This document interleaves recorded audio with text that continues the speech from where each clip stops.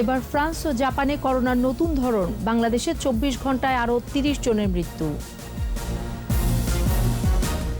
Digital প্রযুক্তি এখন স্বাধীনতা বিরোধীদের হাতিয়ার বলছেন বিশেষজ্ঞরা, অপপ্রচার রোধে সজাগ থাকার আহ্বান। পদ্মা সেতুর খরচ 5 বছরে তুলে আনার পরিকল্পনা, টোল নির্ধারণে কাজ করছে কমিটি। রংপুর চিনিকলে মারাই বন্ধ, বিপাকে 20,000 আখ চাষি, শিল্প রক্ষায় মানববন্ধন। গুণী অভিনেতা আব্দুল কাদেরের মরদেহে সর্বস্তরের শ্রদ্ধা, বনানী কবরস্থানে দাফন।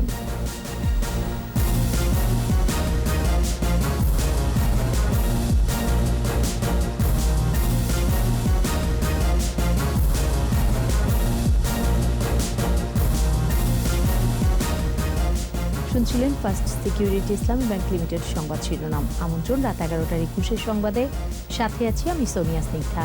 দর্শক, 21 টেলিভিশনের সংবাদ একই সাথে সরাসরি দেখতে পাবেন আমাদের ফেসবুক পেজ www.facebook.com/2124 অনলাইনে। এছাড়াও সংবাদে আরও থাকছে, মাঠে সরিষা ও লাল শাক লাগিয়ে বঙ্গবন্ধুর প্রতিকৃতি বানালেন ময়মনসিংহের কৃষক আব্দুল কাদির।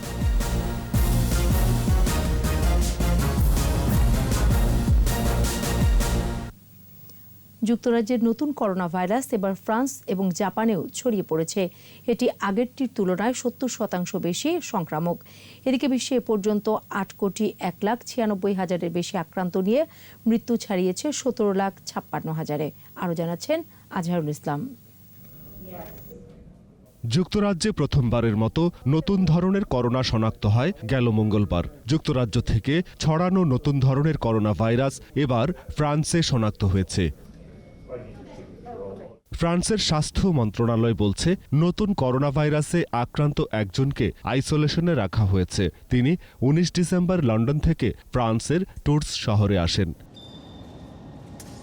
এছাড়া জাপানেও নতুন করোনায় আক্রান্ত 5 জন শনাক্ত করা হয়েছে। যুক্তরাজ্য থেকে আসা ভ্রমণকারীদের বিষয়ে কঠোর কোয়ারেন্টাইন বিধি চালু করা হয়েছে দেশটিতে। বিশ্বের বিভিন্ন দেশ এখনও যুক্তরাজ্যের সাথে বিমান চলাচল বন্ধ রেখেছে।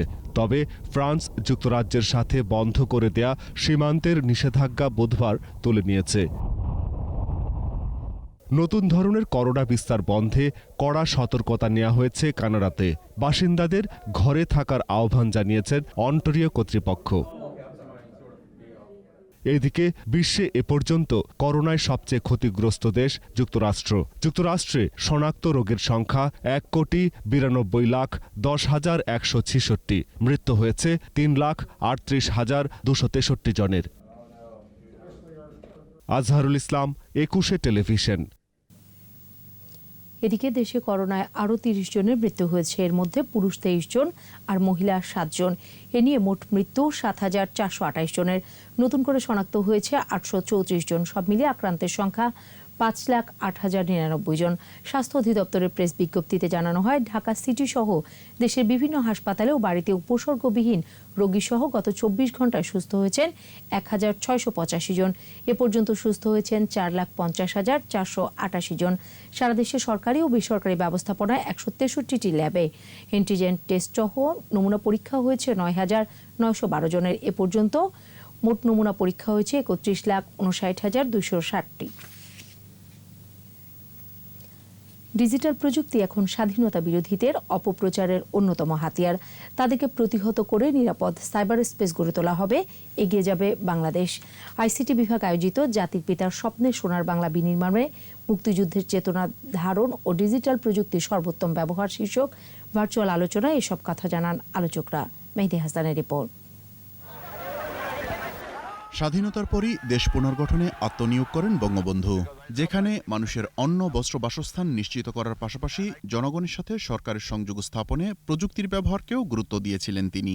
বেতবুনিয়া ভূ-উপগ্রহ কেন্দ্র, রেডিও, টিভিকে মানুষের জন্য সহজলভ্য করার পাশাপাশি বাংলাদেশকে সরাসরি সংযুক্ত করেছিলেন বহির্বিশ্বের সাথে। তারই ধারাবাহিকতায় 1996 সালে রাষ্ট্র পরিচালনার দায়িত্ব পাওয়ার পর মোবাইল ফোন প্রযুক্তিকে সহজলভ্য করেছিলেন বঙ্গবন্ধু কন্যা শেখ হাসিনা, যার ফলে আজ ঘরে ঘরে পৌঁছে গেছে মোবাইল ফোন ও ইন্টারনেট সেবা। এই প্রযুক্তির অপব্যবহারও কম হচ্ছে না। ডিজিটাল মাধ্যমে অপপ্রচার রোধ, আইসিটি বিদ্যায় সুরক্ষিত করতে হবে জনগণকে। আজকের এই বাংলাদেশে কত নিরীহ কিশোরীরা তারা আত্মহননের পথ বেছে নিচ্ছে। কেন? তাদের কিছু ছবি, তাদের বিরুদ্ধে কিছু কুৎসা রটনা করে ছড়িয়ে দেওয়া হচ্ছে। আমরা সাইবার জগৎকে যতটাই সম্প্রসারিত করছি, ততটাই কিন্তু ঝুঁকির কথা আমাদের চিন্তা করতে হচ্ছে। এই সাইবার জগতের এই ঝুঁকি বাঁচাতে, ঝুঁকি মোকাবেলা করতেই আমাদের সাইবার ডিজিটাল সিকিউরিটি এজেন্সি মাননীয় প্রধানমন্ত্রী করেছেন। আইসিটি প্রতিমন্ত্রী বলছেন, ডিজিটাল বাংলাদেশ উদ্যোগকে একসময় অসম্ভব বলেছিল স্বাধীনতা বিরোধী শক্তি। শেখ হাসিনার নেতৃত্বে তা আজ বাস্তব। এখন সেই ডিজিটাল প্ল্যাটফর্ম ব্যবহার করেই চলছে নানা অপপ্রচার। বঙ্গবন্ধুর স্বপ্নের সোনার বাংলা বাস্তবায়ন করতে চাইলে তাদেরকে প্রতিহত করতে হবে। ধর্ম নিয়ে আবারও দেশের মধ্যে একটা উস্কানি দিয়ে বিশৃঙ্খলা সৃষ্টি করার চেষ্টা করছেন। আমরা যদি নিজেরা উপলব্ধি না করি, তাহলে কিন্তু এই অপব্যাখ্যা এবং অপপ্রচারের শিকার হয়ে বাংলাদেশের অর্থনীতি, বাংলাদেশের সমাজনীতি ক্ষতিগ্রস্ত হতে পারে। করোনা সংক্রমণের ৬৬ দিন টানা লকডাউন ছিল। ডিজিটাইজেশনের কারণে সেই সময় সরকারের কোনো কাজ থেমেছিল না বলেও জানান আইসিটি প্রতিমন্ত্রী। সেই সেবাটা তাৎক্ষণিকভাবে আমাদের দিতে হবে। মেহেদী হাসান, ২১ টেলিভিশন, ঢাকা। পদ্মা সেতুর টোল নিয়ে গুজবের সয়লাব সামাজিক যোগাযোগ মাধ্যম। বাস্তবতা হলো এখন পর্যন্ত টোলই নির্ধারণ হয়নি। তবে সেতু কর্তৃপক্ষের গঠিত কমিটি এ নিয়ে কাজ করছে। প্রস্তাবনায় যাই থাকুক, জনগণের কথা বিবেচনায় নিয়ে এর চূড়ান্ত সিদ্ধান্ত আসবে সরকারের শীর্ষ পর্যায় থেকে। প্রকল্প সংশ্লিষ্টরা জানাচ্ছেন, ৫ বছরে সেতুতে লগ্নি করা পুরো টাকা তুলে আনার পরিকল্পনা রয়েছে, যা দেশের অন্যান্য উন্নয়ন প্রকল্পে ব্যবহার করা সম্ভব হবে। রিপোর্ট আরও জানাচ্ছেন মোহাম্মদ নুরুন নবী। স্বপ্নের পদ্মা সেতুতে সব মিলিয়ে খরচ হয়েছে ৩০,১৯৩ কোটি টাকা। এ অর্থের পুরো যোগান এসেছে নিজস্ব তহবিল থেকে। এই কারণেই মানুষের মনে প্রশ্ন, পদ্মা সেতুতে টোল থাকবে কি থাকবে না। নিজের টাকায় তৈরি হলেও নিয়মিত রক্ষণাবেক্ষণের খরচ সহ নানা খাতের তহবিলের প্রয়োজন। আবার খরচ হওয়া জনগণের অর্থ উঠিয়ে এনে অন্য প্রকল্পে যোগান দিলে ক্ষতি কি? এসব বিবেচনায় সেতুর দুই প্রান্তে এরই মধ্যে টোল প্লাজা নির্মাণ করা হয়েছে। তবে পদ্মা সেতুর টোল আদায় গতানুগতিক হবে না। ইলেকট্রনিক ডিভাইসের সহায়তায় আদায় হবে টোল। টোল নির্ধারণের প্রচলিত নিয়ম হল, ফেরি চলাচলকারী নদীতে ফেরির ভাড়ার চেয়ে বেশি হবে সেতুর টোল। এই প্রকল্পেও একই নিয়ম মানা হবে জানাচ্ছেন প্রকল্প সংশ্লিষ্টরা। ইতিমধ্যে আমাদের একটা কমিটি আছে, তারা এটা নির্ধারণ করছে। আমরা টোলের বিষয়টি অপারেশনাল মেনটেন্যান্স, সেটার দায়িত্ব আমরা কোরিয়ান একটা প্রতিষ্ঠানকে দেওয়ার জন্য আমরা ইতিমধ্যে অর্থনীতি সম্পর্ক মন্ত্রিসভা কমিটিতে আমরা এটা উপস্থাপন করেছি। সেটা ইতিমধ্যে অনুমোদন হয়েছে, সেই প্রক্রিয়া চলছে। খরচের টাকাটা গভর্নমেন্ট উঠাবে এবং আমরা এটাকে গভর্নমেন্টকে টাকাটা ফেরত দিব। যেখানে ফেরি আছে তারা সেই ফেরির টোলটাই ব্রিজে দেয়। তবে এটা মাননীয় সরকার প্রধান এটাকে ন্যাশনালাইজ করবেন, যে আসলে কোনটা হলে জনগণের উপকার হয়। হিসেব মতে খরচের পুরো টাকা উঠিয়ে আনতে সময় লাগবে সর্বোচ্চ ৫ বছর। অর্থায়ন মানে আমার নিজের দেশের টাকা, কিন্তু সেখানে কিন্তু টাকা না, ডলারেই পেমেন্ট করতে হয়। তারপরে লোন রিপেমেন্ট মানে টাকাটা আর কি ৩০,০০০ কোটি ৩১,০০০ কোটি টাকার মতো লাগতেছে। ৫ বছর উই আর এক্সপেক্টিং ৫ বছরে আমরা যে টোল থেকে প্রায় ৩৫,০০০ কোটি টাকা উঠে ফেলবো। ফলে এগুলো পয়সা ছাড়া তো হবে না। এটা এখানে সব কিছু বাগনা, এটা হয় না। ফলে ব্রিজের এখানে কেউ যদি ব্রিজে যদি না যায়, লোকে দিয়ে ভাড়া যাক না, দিকে যাক, অসুবিধা কিছু নাই। প্রতিদিন গড়ে ২৪,০০০ যানবাহন চলবে পদ্মা সেতুতে। ১৫ বছর পর এ টোল বাড়বে ১০%, আদায় হবে ৩৫ বছর ধরে। মোহাম্মদ নুরুন নবী, ২১ টেলিভিশন, ঢাকা। দুর্নীতিবাজদের নির্মূল করে সৎ ও ত্যাগীদের সমাজ ও রাজনীতিতে সুযোগ করে দেওয়ার আহ্বান জানিয়েছেন আওয়ামী লীগের সাধারণ সম্পাদক ও সেতুমন্ত্রী ওবায়দুল কাদের। আর যারা উদ্দেশ্য নিয়ে আওয়ামী লীগে প্রবেশ করেছে তাদের বিরুদ্ধে সজাগ থাকতে নেতাকর্মীদের প্রতি আহ্বান জানিয়েছেন তথ্যমন্ত্রী হাসান মাহমুদ। প্রণব চক্রবর্তীর রিপোর্ট। সদ্য প্রয়াত ক্রীড়া সংগঠক ও ফুটবলার বাদল রায়ের স্মরণ সভায় ভিডিও কনফারেন্সে যুক্ত হন আওয়ামী লীগ সাধারণ সম্পাদক ওবায়দুল কাদের। এই ক্রীড়া অঙ্গন দিয়ে। এ সময় ক্রীড়াঙ্গনকে রাজনীতির ঊর্ধ্বে রেখে সংস্কৃতি ও খেলাধুলা চর্চার আহ্বান জানান ওবায়দুল কাদের। বলেন, রাজনৈতিক অঙ্গনে নৈতিকতা, মূল্যবোধ ও সৌজন্যবোধ হারিয়ে যাচ্ছে। আমাদের কেউ কেউ ব্যক্তি স্বার্থে কখনো নিজস্ব বলয় তৈরির জন্য, আবার কখনো অন্যায় অর্জনকে সুরক্ষা দিতে অতি রাজনীতিতে ঝাঁপিয়ে পড়ে। সকল রাজনৈতিক দলে যারা অনৈতিক চর্চা করেন, যাদের মূল্যবোধের অভাব রয়েছে, যারা দুর্নীতি করেন, তাদের নেতৃত্ব থেকে দূরে রাখতে হবে। তা না হলে রাজনীতিতে ভালো মানুষরা জায়গা পাবে না। এদিকে বগুড়া ধূপচাচিয়া আওয়ামী লীগের ত্রিবার্ষিক সম্মেলনে ভিডিও কনফারেন্সে যুক্ত হন আওয়ামী লীগ যুগ্ম সাধারণ সম্পাদক ও তথ্যমন্ত্রী হাসান মাহমুদ। বলেন, দলের দুঃসময়ে হাল ধরে থাকা নেতাকর্মীদের মূল্যায়ন করতে হবে। সুযোগ সন্ধানে যেগুলো আমাদের দলের মধ্যে নানা উদ্দেশ্য নিয়ে প্রবেশ করেছে, অনুপ্রবেশ করেছে, তাদেরকে চিহ্নিত করতে হবে। তাদেরকে চিহ্নিত করে তাদেরকে দল থেকে বের করে দিতে হবে।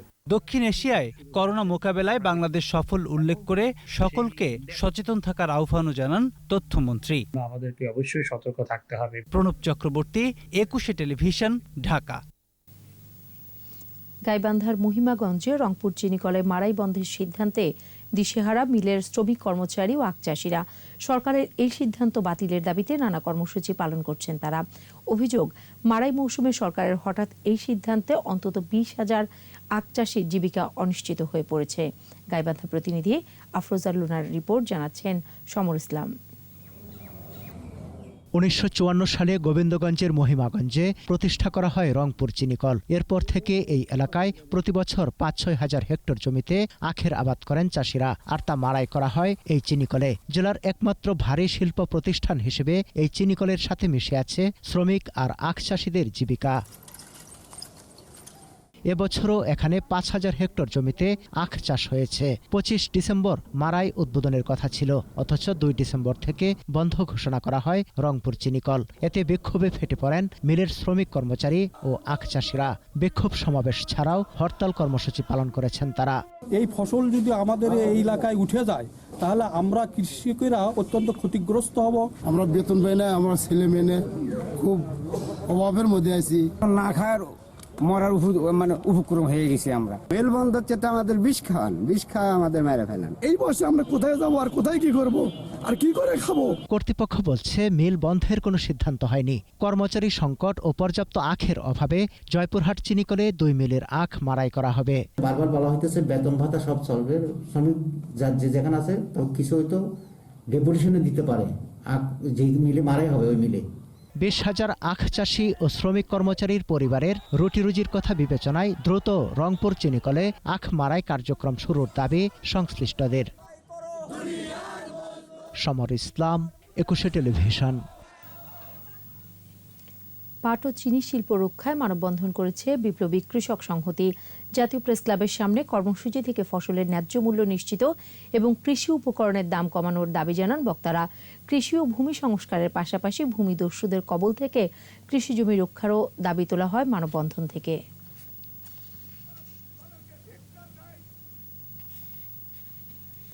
বনানীতে চিরনিদ্রায় শায়িত হলেন গুণী অভিনেতা আব্দুল কাদের। এর আগে শিল্পকলা একাডেমিতে তার প্রতি শেষ শ্রদ্ধা জানায় সর্বস্তরের মানুষ। সকালে রাজধানীর একটি হাসপাতালে তার মৃত্যু হয়। গুণী এই শিল্পীর মৃত্যুতে শোক প্রকাশ করেন রাষ্ট্রপতি মোহাম্মদ আব্দুল হামিদ ও প্রধানমন্ত্রী শেখ হাসিনা।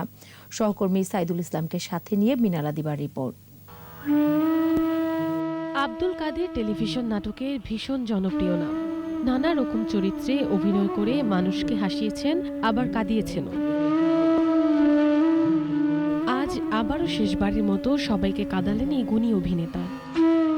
শিল্পকলা একাডেমিতে ছলছল চোখে আব্দুল কাদেরের প্রতি শেষ শ্রদ্ধা।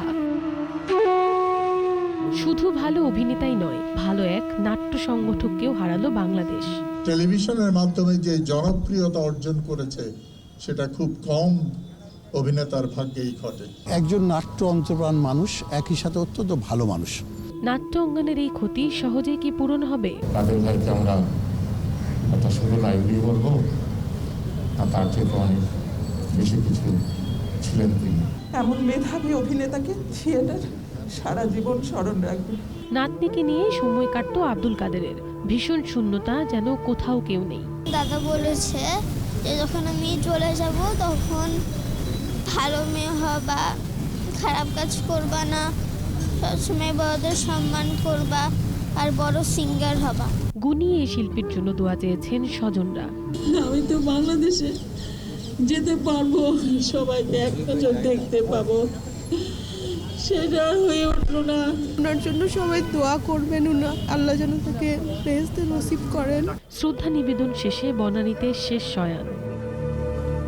ঢাকা বিশ্ববিদ্যালয় থেকে নাটকের হাতেখড়ি। নাটকের দল থিয়েটারের সদস্য আব্দুল কাদের পায়ের আওয়াজ পাওয়া যায় এখনো কৃতদাস সহ বিভিন্ন নাটকের 1000-এরও বেশি প্রদর্শনীতে অভিনয় করেছেন। দীপু, তুমি দোকানে গিয়ে একটা সুগন্ধি সাবান নিয়ে এসো। টেলিভিশন নাটকেও দেখিয়েছেন মুন্সিয়ানা। হুমায়ুন আহমেদের কোথাও কেউ নেই নাটকের বদি চরিত্রে অভিনয় করে ব্যাপক প্রশংসিত হয়েছেন, পেয়েছেন জনপ্রিয়তা। খালি ক্রাইং করে, তারপর বললাম যা বলি, কান্দিস না, মায়া দেখ। আব্দুল কাদের বেশ কিছু চলচ্চিত্র ও বিজ্ঞাপন চিত্রেও কাজ করেছেন। আমার ঘরের চাল টিকে আছে বহুদিন, দেখাই কেমন। মুন্সিগঞ্জের টঙ্গীবাড়িতে জন্ম নেয়া আব্দুল কাদের কলেজে শিক্ষকতা দিয়ে জীবন শুরু করেন। তিনি আন্তর্জাতিক কোম্পানি বাটায় দীর্ঘদিন কর্মরত ছিলেন। চুলতার কবেকার অন্ধকার। মিনালা দিবা, 21 টেলিভিশন, ঢাকা। নিচ্ছি বিরতি। নো মাস্ক নো সার্ভিস বিধি মেনে চলুন, সুস্থ থাকুন। যখন ফিরছি তখন অন্যান্য খবরের সঙ্গে আরও থাকবে। আল্লামার শফি হত্যা মামলা প্রত্যাহারে হুমকি দেয়া হচ্ছে, সংবাদ সম্মেলনে বাদীর অভিযোগ। 7 জেলায় শৈত্যপ্রবাহ, ঘন কুয়াশা আর কনকনে বাতাসে জনজীবন বিপর্যস্ত। আবারও আমন্ত্রণ রাত 11টার 21 সংবাদে। আওয়ামী লীগের স্থানীয় সরকার জনপ্রতিনিধি মনোনয়ন বোর্ডের সভা অনুষ্ঠিত হয়েছে। গণভবনে প্রধানমন্ত্রী ও আওয়ামী লীগ সভাপতি শেখ হাসিনার সভাপতিত্বে এই সভা অনুষ্ঠিত হয়। সভায় আওয়ামী লীগ সাধারণ সম্পাদক ওবায়দুল কাদের, উপদেষ্টা পরিষদের সদস্য আমির হোসেন আমদ, তোফাল আহমেদ সহ মনোনয়ন বোর্ডের অন্যান্য সদস্যরা উপস্থিত ছিলেন। সম্প্রতি তফসিল ঘোষিত জেলা, উপজেলা ও ইউনিয়ন পরিষদে দলের মনোনয়ন প্রত্যাশীদের জন্য ফর্ম বিক্রি করেছে আওয়ামী লীগ। ধানমন্ডিতে আওয়ামী লীগ সভাপতির রাজনৈতিক কার্যালয় থেকে ফর্ম সংগ্রহ করেন মনোনয়ন প্রত্যাশীরা।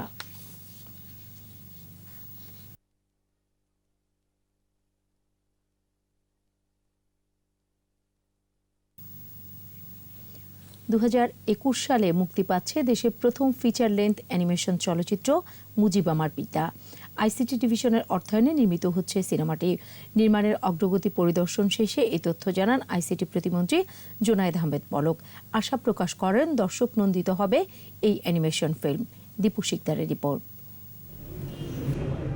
প্রধানমন্ত্রী শেখ হাসিনা রচিত শেখ মুজিব আমার পিতা অবলম্বনে দেশের প্রথম দীর্ঘ অ্যানিমেশন সিনেমা নির্মিত হচ্ছে আইসিটি ডিভিশনের অর্থায়নে। লকডাউনের কারণে ছবি নির্মাণ সময় কিছুটা বেশি লাগছে।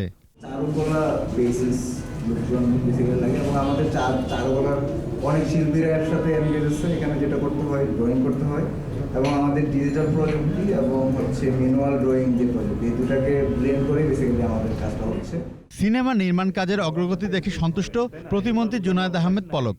আমরা আশা করছি যে এই অ্যানিমেশন ফিল্মের মাধ্যমে একদিকে যেরকম মুজিব বর্ষকে আমরা স্মরণীয় করে রাখতে পারবো, অপরদিকে আমাদের দেশের যারা শিল্পী আছেন এবং যারা সাহিত্যিক আছেন, সংস্কৃতি কর্মী আছেন, তারাও যে সফটওয়্যার ডেভেলপারদের পাশাপাশি তারা ডিজিটাল প্ল্যাটফর্মে তাদের যে সৃজনশীলতা, মেধা, এটার যে বিকাশ ঘটাতে পারে, সেটারও একটা নতুন অনুপ্রেরণা হিসেবে আমরা মুজিব আমার পিতা এই অ্যানিমেশন ফিল্মটাকে আমরা অনুপ্রাণিত করার জন্য আমরা মনে করছি বিরাট একটা ভূমিকা রাখবে। চলচ্চিত্রটি নির্মাণ করছে 2D অ্যানিমেশন নির্মাণকারী প্রতিষ্ঠান প্রোল্যান্সার স্টুডিও। আশা করছি 21 সালের কোনো একটা সময়ে আমরা এই অ্যানিমেশন ফিল্মটা আমরা রিলিজ করতে পারবো। দীপু শিকদার, 21 টেলিভিশন, ঢাকা। হেফাজতে ইসলামের সাবেক আমির আল্লামা শাহ আহমেদ শফি হত্যা মামলার বাদী সহ মরহুমের পরিবারকে প্রাণনাশের হুমকি দেওয়া হচ্ছে। চট্টগ্রাম প্রেস ক্লাবে সংবাদ সম্মেলনে এই অভিযোগ করেন মামলার বাদী ও আল্লামা শফির জামাতা মঈনুদ্দিন। তিনি বলেন, হত্যা মামলা দায়ের হওয়ার পর তাকে ও তার ভাগ্নেদের প্রাণনাশের হুমকি দেওয়া হচ্ছে। এর জন্য তিনি হেফাজতের বর্তমান আমির জুনায়েদ বাবুনগরীর অনুসারীদের দায়ী করেন। 18 সেপ্টেম্বর মারা যান আল্লামা শফি। 3 মাস পর 17 ডিসেম্বর চট্টগ্রাম আদালতে মামলা করেন তার শ্যালক মঈনুদ্দিন। আদালতের দায়ের হওয়া নালিশি মামলাটি তদন্ত করছে police bureau of investigation, PBI.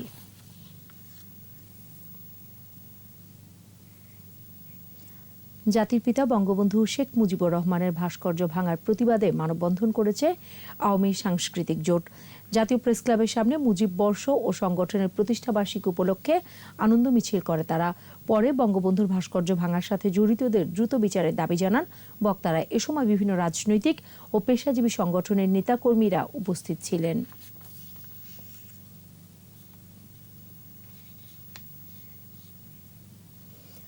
নির্বাচন নিয়ে কারো আগ্রহ নেই বলে মন্তব্য করেছেন বিএনপি মহাসচিব মির্জা ফখরুল ইসলাম আলমগীর। বলেছেন, ভোট চুরির নির্বাচন মানুষের আস্থা ও শ্রদ্ধা না থাকলেও নির্লজ্জ কমিশন এখনও পদত্যাগ করছে না। দুপুরে ঠাকুরগাঁওয়ে নিজের বাসভবনে সাংবাদিকদের সাথে মতবিনিময়ের সময় এসব মন্তব্য করেন বিএনপি মহাসচিব। বলেন, নির্বাচনের আগের দিন গাড়ি ও অফিস পুড়িয়ে বিএনপি নেতাকর্মীদের নামে নাশকতার মামলা দেয়া হয়। বর্তমান নির্বাচনী কর্মকাণ্ডকে কলঙ্কময় অধ্যায় বলেও মন্তব্য করেন মির্জা ফখরুল।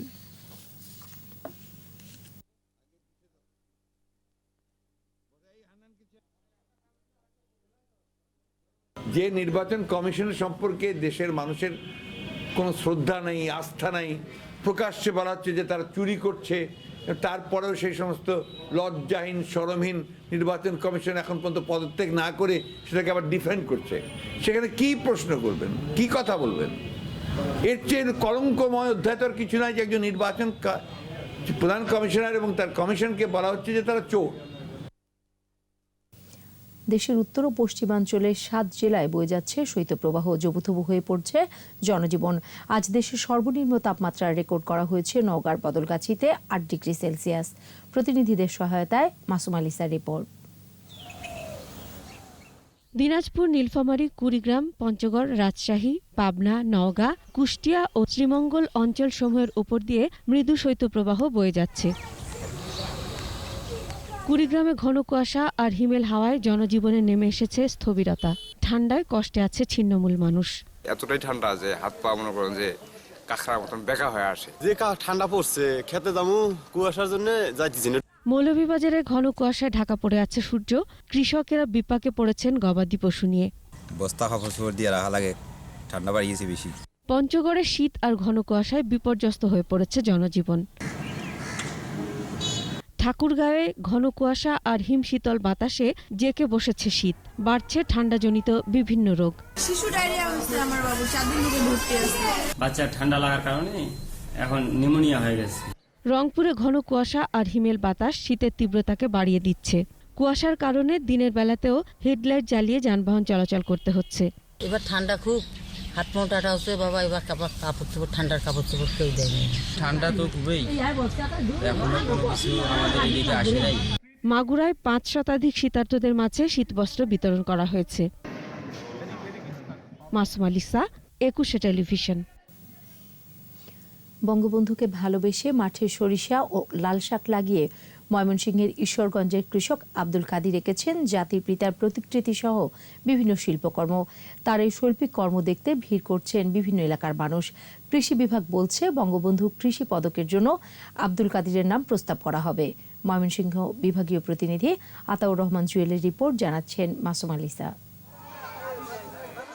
ময়মনসিংহের ঈশ্বরগঞ্জের পাড়াখালবলা গ্রামের আব্দুল কাদির 33 শতক জমিতে সরিষা আর লাল শাক লাগিয়ে এঁকেছেন বঙ্গবন্ধুর প্রতিকৃতি, স্মৃতিসৌধ, জাতীয় ফুল শাপলা আর নৌকার প্রতিকৃতি।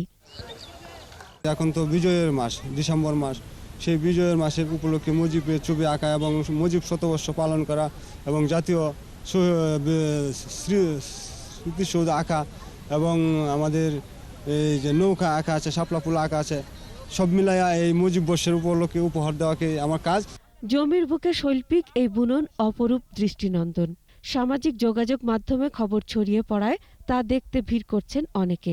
জাতির জনক বঙ্গবন্ধু শেখ মুজিবুর রহমান এখানে আছেন, মানুষ চারিদিকে তারা আসে এখানে দেখতে। সকল সদস্যের সমন্বয়ে সহযোগিতায় এই আজকের এই বিভিন্ন জায়গায় বিভিন্ন মিডিয়ায় এসে যে প্রচার করছেন এবং দেশে দেখছেন। সরকারিভাবে একটু তাকে ফ্যাসিলিটি দেওয়া হয়, সেই ফ্যাসিলিটি নিয়ে সে আরও বড় কিছু আমাদের দেশের বিভিন্ন স্থপতি নিয়ে বড় কিছু সে করতে পারবে। আব্দুল কাদির বঙ্গবন্ধুর প্রতি তার ভালোবাসার বহিঃপ্রকাশ ঘটিয়েছেন ফসলের মাঠে। কৃষির যে একটা ডিজিটাল যে বিবর্তন হয়েছে তারও একটা প্রকৃষ্ট উদাহরণ। তাকে এর স্বীকৃতি স্বরূপ যাতে সে বঙ্গবন্ধু কৃষি পদক পাওয়ার জন্য আমরা তার নামের প্রস্তাবনা প্রেরণ করব। গেল বছর এই একই জমিতে এইভাবে এঁকেছিলেন লাভ চিহ্ন সহ জাতীয় ফুল শাপলা। মাসুম আলিসা, 21 টেলিভিশন। এবার ফিরে দেখা 2020।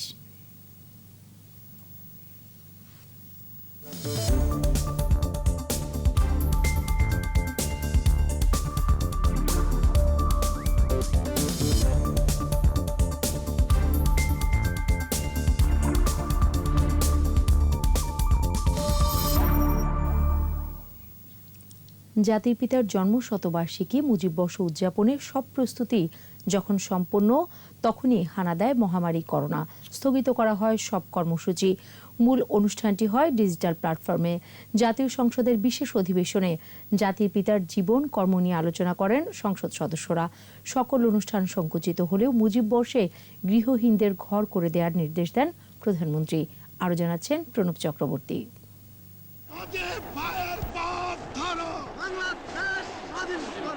জীবনের সেরা সময়টা কাটিয়েছে কারাগারে। তার ভাবনায় বাংলা আর বাঙালি তার আপনজন। তাই তো বঙ্গবন্ধু শেখ মুজিবুর রহমান সর্বকালের সর্বশ্রেষ্ঠ বাঙালি। তোমাদের যা কিছু আছে তাই নিয়ে শত্রুর মোকাবেলা করতে হবে। তার ডাকেই বাঙালি ঝাঁপিয়ে পড়ে মুক্তিযুদ্ধে। তিনি সৃষ্টি করেছেন একটি জাতিরাষ্ট্র। রক্ত যখন দিয়েছি, রক্ত আরো দেব। এই দেশের মানুষকে মুক্ত করে ছাড়বো ইনশাআল্লাহ। জাতির পিতার ১০০তম জন্মবার্ষিকী ঘিরে বছরব্যাপী নানা আয়োজনের পরিকল্পনা ছিল। ২৯৬টি পরিকল্পনা সংবলিত একটি মহাপরিকল্পনা নেওয়া হয়েছিল। ১০ জানুয়ারি ক্ষণ গণনার শুরু। সবকিছুই প্রায় প্রস্তুত। এর মাঝেই দেশে করোনা সংক্রমণের শুরু। স্থগিত করা হয় প্যারেড গ্রাউন্ডে মুজিব বর্ষের মূল আয়োজনও। ভার্চুয়ালি হয় সকল আয়োজন। মূল অনুষ্ঠান মুক্তির মহানায়ক প্রচার হয় দেশের সব টেলিভিশন চ্যানেলে। অনুষ্ঠানে ছিলেন বঙ্গবন্ধুর দুই কন্যা। কবিতার পংক্তিতে বাবাকে স্মরণ। জন্মদিনে প্রতিবার একটি ফুল দিয়ে শুভেচ্ছা জানানো ছিল আমার সবচেয়ে আনন্দ। আর কখনো পাবো না এই সুখ, আর কখনো বলতে পারবো না শুভ জন্মদিন। মুজিব বর্ষে সারা দেশে ১ কোটি বৃক্ষরোপণ করা হয়। প্রধানমন্ত্রী নির্দেশ দেন কেউ যাতে গৃহহীন না থাকে। মুজিব বর্ষ আমরা উদযাপন করছি। এই মুজিব বর্ষের ভিতরেই বাংলাদেশে একটা মানুষও গৃহহীন থাকবে না। জাতীয় সংসদে হয় বিশেষ অধিবেশন। জাতির পিতার প্রতি বিনম্র শ্রদ্ধা জানিয়ে বক্তৃতা করেন রাষ্ট্রপতি আব্দুল হামিদ। ১৯৩৮ সালে শেরে বাংলা একে ফজলুল হক ও হোসেন শহীদ সোহরাওয়ার্দীর সাথে বঙ্গবন্ধুর পরিচয় ঘটে এবং প্রথম পরিচয়ে তিনি নেতাদের দৃষ্টি আকর্ষণ করতে সক্ষম হন। আলোচনায় অংশ নেন প্রধানমন্ত্রী ও সংসদ নেতা শেখ হাসিনা। সবার কণ্ঠেই জাতির পিতার প্রতি শ্রদ্ধা, কৃতজ্ঞতা। সর্বকালের সর্বশ্রেষ্ঠ বাঙালি জাতির পিতা বঙ্গবন্ধু শেখ মুজিবুর রহমানের প্রতি বিনম্র শ্রদ্ধা নিবেদন করা হোক। বাঙালির জন্যই জীবনভর ত্যাগ করেছেন, মৃত্যুকে সাথে নিয়ে পথে হেঁটেছেন। তাই তো মুক্তির মহানায়ক থাকবেন বাঙালির মনের মণিকোঠায়। প্রণব চক্রবর্তী, 21 টেলিভিশন, ঢাকা। নিচ্ছি বিরতি। নো মাস্ক নো সার্ভিস বিধি মেনে চলুন, সুস্থ থাকুন। যখন ফিরছি তখন অন্যান্য খবরের সঙ্গে আরও থাকবে। কুষ্টিয়ায় পৌরসভা নির্বাচন কেন্দ্র করে সংঘর্ষে 1 জন নিহত, আহত 5। আবারও আমন্ত্রণ রাত 11টার 21 সংবাদে। অপরাধ ও আইন বিষয়ক সাংবাদিকদের সংগঠন ক্রাইম রিপোর্টার্স অ্যাসোসিয়েশন ক্র্যাবের বর্ষসেরা অনুসন্ধানী সাংবাদিকতা 2019-এর পুরস্কার পেয়েছেন সময় টিভির senior reporter Khan Mohammad Rommel.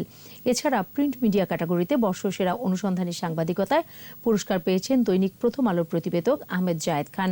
Dhaka reporters ইউনিটিতে আয়োজিত অনুষ্ঠানে বিজয়ীদের হাতে ক্রেস্ট ও সম্মাননা স্মারক তুলে দেন ঢাকা রেঞ্জের অতিরিক্ত ডিআইজি মোহাম্মদ আসাদুজ্জামান।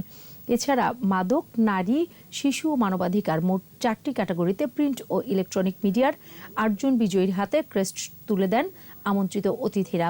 অনুষ্ঠানে ক্র্যাবের নতুন সদস্যদের ফুল দিয়ে বরণ করে নেওয়া হয়।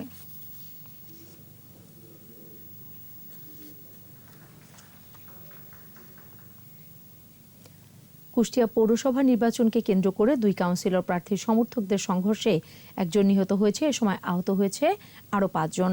আহত 2 জনকে হাসপাতালে ভর্তি করা হয়েছে। পুলিশ ও স্থানীয়রা জানান, শুক্রবার রাতে 13 নম্বর ওয়ার্ডে কাউন্সিলর প্রার্থী মাহবুবুর রহমান পাখি ও তার সমর্থকদের নিয়ে প্রচারণা চালাচ্ছিলেন।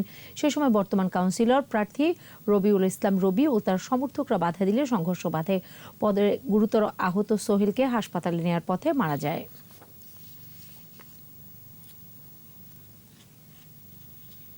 এবারে সোশ্যাল ইসলামী ব্যাংক লিমিটেড বাণিজ্য সংবাদ।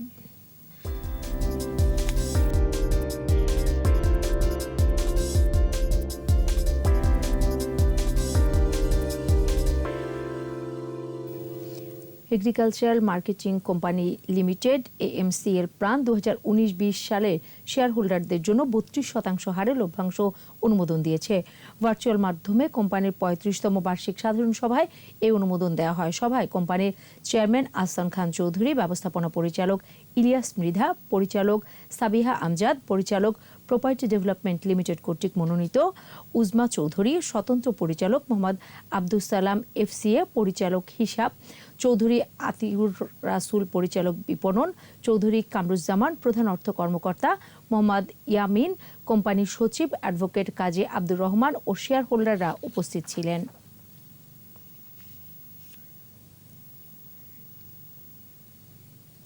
রংপুর ফাউন্ড্রি লিমিটেড আরএফএল 2019-20 সালে শেয়ার হোল্ডারদের জন্য 23% হারে লভ্যাংশ অনুমোদন দিয়েছে।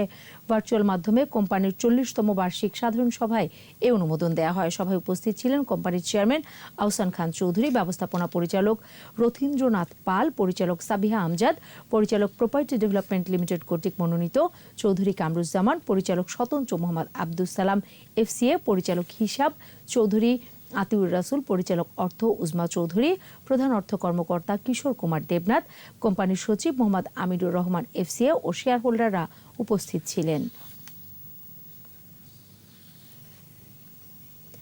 করোনা মহামারী মোকাবেলায় জীবন বাজি রেখে চিকিৎসা সেবাদানকারী ডাক্তার, নার্স ও স্বাস্থ্যকর্মীদের সংবর্ধনা দিয়েছে দেশের ইলেকট্রনিক্স জায়ান্ট ওয়ালটন।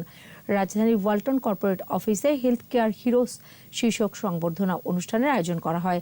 স্বাগত বক্তব্য রাখেন ওয়ালটন হাইটেক ইন্ডাস্ট্রিজ লিমিটেডের পরিচালক এস.এম. মাহবুবুল আলম। বক্তব্য রাখেন প্রধানমন্ত্রীর ব্যক্তিগত চিকিৎসক অধ্যাপক doctor A B M. Abdullah, Bangladesh diabetic সমিতির সভাপতি অধ্যাপক ডাক্তার এ.কে. আজাদ খান। অনুষ্ঠানে 30 জন চিকিৎসক ও 5 জন নার্সকে সম্মাননা প্রদান করে ওয়ালটন। সেই সঙ্গে প্রত্যেককে দেওয়া হয় অত্যাধুনিক প্রযুক্তির ওয়ালটন ওয়াশিং মেশিন। দায়িত্ব পালনের সময় করোনা আক্রান্ত হয়ে মৃত্যুবরণকারী 2 চিকিৎসকের পরিবারকে দেওয়া হয় 1 লাখ টাকা করে। জাতীয় স্কুল ফুটবল টুর্নামেন্টের ফাইনালে ছাগলনাইলা পাইলট হাই স্কুলকে 4-0 গোলে হারিয়ে চ্যাম্পিয়ন হয়েছে বাগেরহাট বহুমুখী কলেজিয়েট স্কুল। রাজধানীর আউটার স্টেডিয়ামে অনুষ্ঠিত একতরফা ফাইনালে বাগেরহাটের স্কুলের হয়ে গোল করেন হাসান হাওলাদার, রমজান, তামিম ও সিরাজুল। খেলা শেষে 2 দলের খেলোয়াড়দের পুরস্কৃত করেন বাফুফের সভাপতি কাজী সালাউদ্দিন। এই সময় বাফুফের সাধারণ সম্পাদক আবু নাইম সোহাগ সহ অন্য কর্মকর্তারা উপস্থিত ছিলেন। এর আগে বাফুফের সভাপতি প্রধান অতিথির বক্তৃতায় বলেন, ফুটবলের উন্নয়নে বর্তমান কমিটি নিরলসভাবে কাজ করছে। জাতীয় দলের পাইপলাইনে ফুটবলার তৈরিতে বয়সভিত্তিক প্রতিযোগিতার উপর গুরুত্ব দেওয়া হবে বলে জানান তিনি।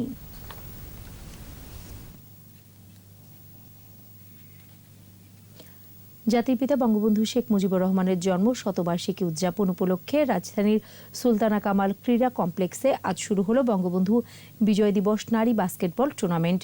প্রতিযোগিতার উদ্বোধন করেন বাংলাদেশ বাস্কেটবল ফেডারেশনের সভাপতি ডাক্তার মোস্তফা জামাল মহিউদ্দিন। এ সময় উপস্থিত ছিলেন মহিলা ক্রীড়া সংস্থার ভারপ্রাপ্ত সভাপতি আঞ্জুমান আরা আকসির, সাধারণ সম্পাদক ফিরোজা করিম লেনি এবং বাস্কেটবল ফেডারেশনের সাধারণ সম্পাদক লেফটেন্যান্ট কমান্ডার অবসরপ্রাপ্ত এ.কে. সরকার। প্রতিযোগিতায় মোট 8টি নারী দল অংশগ্রহণ করছে।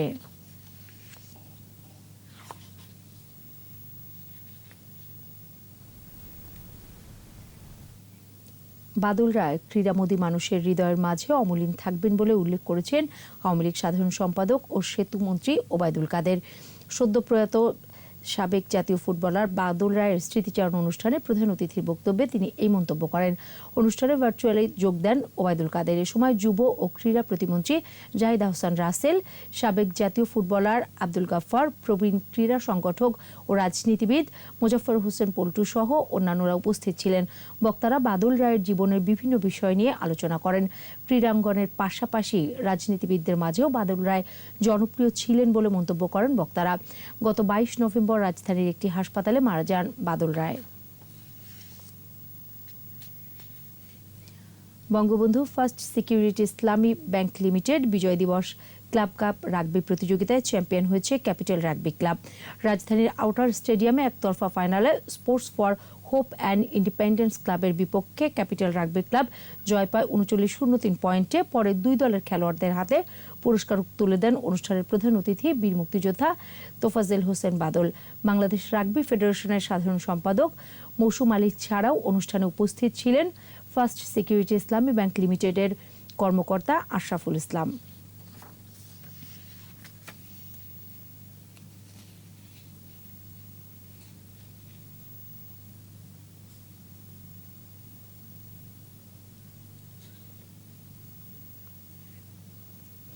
আর এরই সাথে শেষ করছি রাত 11টার 21 সংবাদ। যাবার আগে ফার্স্ট সিকিউরিটি ইসলামী ব্যাংক লিমিটেড সংবাদ শিরোনামগুলো আরও একবার।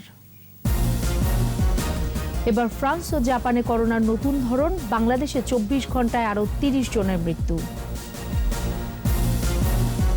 ডিজিটাল প্রযুক্তি এখন স্বাধীনতা বিরোধীদের হাতিয়ার বলছেন বিশেষজ্ঞরা, অপপ্রচার রোধে সজাগ থাকার আহ্বান। পদ্মা সেতুর খরচ 5 বছরে তুলে আনার পরিকল্পনা, টোল নির্ধারণে কাজ করছে কমিটি। রংপুর চিনিকলে মারাই বন্ধ, বিপাকে 20,000 আখ চাষি, শিল্প রক্ষায় মানববন্ধন। গুণী অভিনেতা আব্দুল কাদেরের মরদেহে সর্বস্তরের শ্রদ্ধা, বনানী কবরস্থানে দাফন।